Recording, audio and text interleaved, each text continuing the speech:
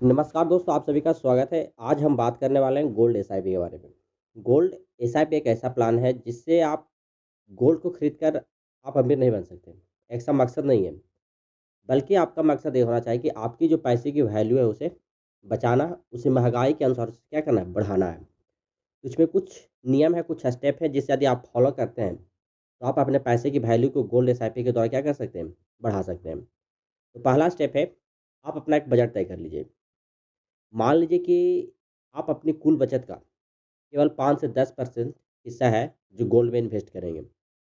जैसे आप यदि महीने का 10,000 रुपया कमाते हैं तो आप ₹500 या ₹1000 गोल्ड एसआईपी में कर सकते हैं। दूसरा तरीका जो सही है, वह है कि आपके पास एक बढ़िया-सा डीम अकाउंट होना चाहिए। जैसे में आपा स्टॉक्स हो गया, ग्रो हो गया, ज़ीरोधा हो गया, इत्यादि। यदि आप इससे करते हैं तो आपको एक अच्छे प्लेटफ़ॉर्म पे है, जहाँ से आपको ऐसा नहीं कि प्लेटफ़ॉर्म भागेगा या फिर कुछ होगा। एक स्टेबल प्लेटफ़ॉर्म पे आप क्या कर रहे हैं, पैसा इन्वेस्ट कर रहे हैं। यदि आप इस 500 या ₹1000 को एक छोटी-सी राशि से शुरुआत करते हैं और मंथली वाई आप पैसे को इन्वेस्ट करते हैं, तो आने वाले 5 साल, 6 साल, 7 साल में आपका जो पैसा है, वह एक अच्छा अमाउंट हो जाएगा, महँगाई के अनुसार। यह जो इन्वेस्टमेंट है, ऐसा नहीं है कि आप 1 महीने, 2 महीने, 3 महीने किए और जैसे ही बाज़ार गिरा आप इसे हटा लेते हैं, तो आपको कोई फ़ायदा होने वाला नहीं है। आपको जहाँ से ज़्यादा क्या हो जाएगा, नुकसान हो जाएगा। तीसरा जो स्टेप कहता है, अभी तक का जो आपका माइंडसेट है या है, क्या होता है कि बहुत सारे ऐसे लोग हैं जो पहली बार सुन रहे हैं या फिर कहते हैं कि मुझे निवेश करने का अवसर है नहीं है या समय नहीं मिलता है या फिर मुझे निवेश करने में डर लगता है कहीं ना मेरा पैसा डूब जाए। सोना महँगा है कि सस्ता है, मुझकी मुझे भाव पता नहीं है। मतलब मुझे कुछ जानकारी है ही नहीं, ना मुझे मार्केट की जानकारी है। तो सबसे पहले तो यदि अभी तक देखा जाए जितने वर्षों में हुआ है तो, एसआईपी में यदि आप अच्छे प्लेटफ़ॉर्म पे पैसा लगा रहे हैं, तो उसमें आपका पैसा नहीं डूबा है। पैसा नहीं डूबा है। या तो गोल्ड हो या तो फिर एसआईपी हो।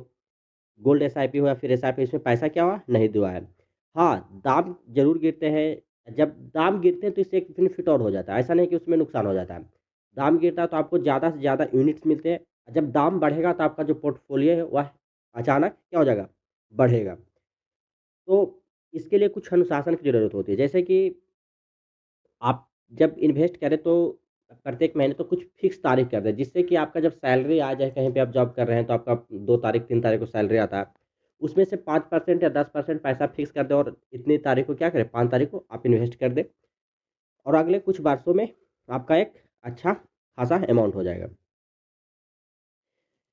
यदि आप यहाँ पे हम बात करें कुछ अच्छे ऐप मतलब गोल्ड म्यूचुअल फंड्स की, तो Nippon India gold saving fund हो गया, एसबीआई गोल्ड फंड हो गया, एचडीएफसी गोल्ड फंड हो गया। ये सभी हैं जो एक जैसा रिटर्न देते हैं। आप किसी बड़े फंड हाउस को चुन सकते हैं। ऐसा नहीं कि कोई छोटा चुन लीजिए जिससे आपका नुकसान हो जाए, ऐसा नहीं कीजिए। जब भी आप चुनें तो कोई बड़े जो फंड है, जो मार्केट में या फिर जो बहुत अच्छी जगह पे है, उसे चुनिए, ठीक है? तो एसआईपी स्टार्ट करने का क्या है कि आप अपनी जो सर्च बार वहाँ पे जाइए और वहाँ पे सर्च कीजिए। वहाँ पे बहुत सारा आपको यहाँ पे जैसे ही गोल्ड ईटीएफ डालिएगा, फिर ईटीएफ डालिएगा, तो वहाँ पे आपका ऑप्शन आ जाएगा। उसके अनुसार आप क्या कीजिए, अपना पैसा इन्वेस्ट कर लीजिए।